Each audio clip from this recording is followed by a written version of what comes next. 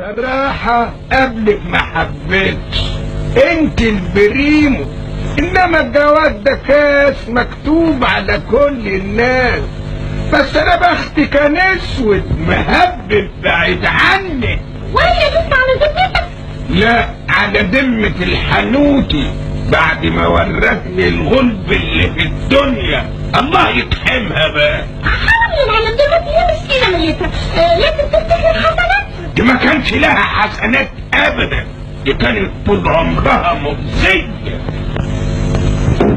اي يا ساتر يا رب. لا مؤاخذة يا معلم، لو انت الشبشب من فضلك.